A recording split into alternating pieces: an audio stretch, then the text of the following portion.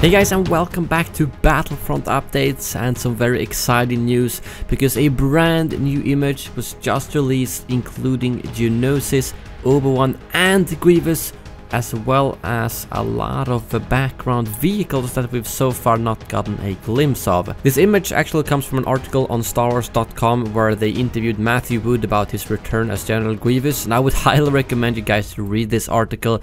I thought it was really good, and it talked a bit on how it is to work with General Grievous, and obviously he has portrayed him in both the movies, games and Clone Wars series, which makes it even more interesting, and the way he has embraced the memes, like when he's at a convention and someone comes up and says hello there to him, he will actually respond in character and so on, which I think is really funny.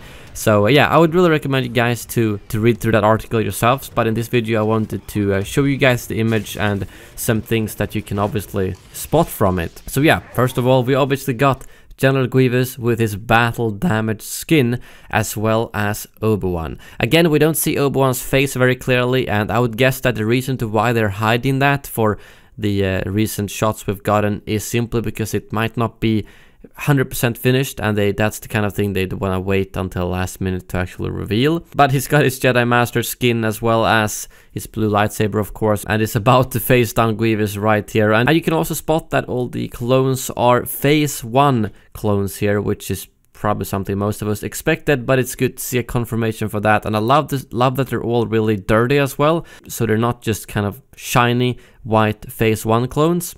And we've already seen that in the game, that the environmental effect on armor is really cool in this game, and whether that's mud or dirt, it seems to apply very well, and I'm guessing that GEONOSIS will be no exception for that. And if we then move on to the background, that's where it gets really interesting, because we can see two ATTEs, which is not that far away, to be honest. So it's not like we're talking 500 meters away, but this looks like it's fairly close actually. So there's one ATT on the left side and one in the middle there.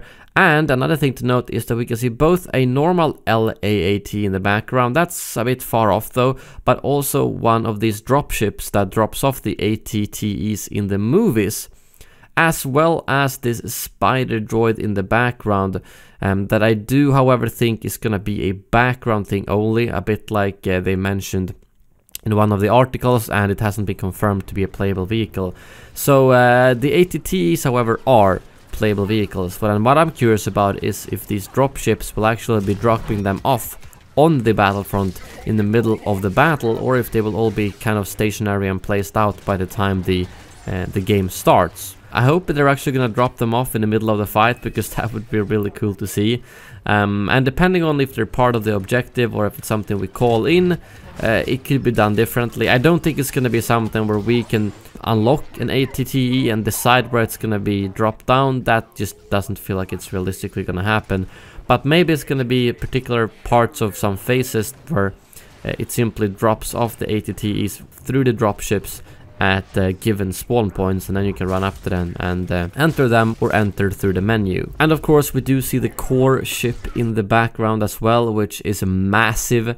I don't think the core ships are gonna be part of the gameplay probably, but who knows, maybe if we're lucky it will come crashing down and make the entire map be kind of covered in dust, to make it the gameplay change a little bit. And you can also see one of the Techno Union ships pointing up in the background. At least I think that's a Techno Union ship. It is a little bit hard to see as we can only see the rough shape of it, but we've already seen those Techno Union ships in more close-ups through the community update video that we got a couple of days ago, where Grievous faced off against a jump trooper. So yeah, this is probably one of my favorite shots ever for this game so far, and we get our first glimpse of some of the vehicles that we have not yet seen.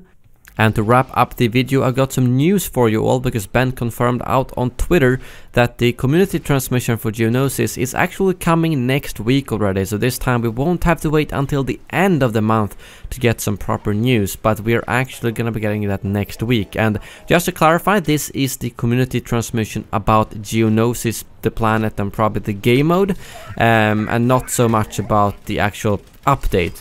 Because we are getting one for GEONOSIS, we're getting one for Obi-Wan, we're getting one for the GEONOSIS vehicles, and lastly we are getting one for the GEONOSIS update, which I'd imagine is probably the last week of the month. So one community transmission every week, that's my guess for their schedule. So we got plenty of news this month, building up all the way to GEONOSIS. But yeah, that's all for this video. Thank you very much for watching, and as always, may the force be with you.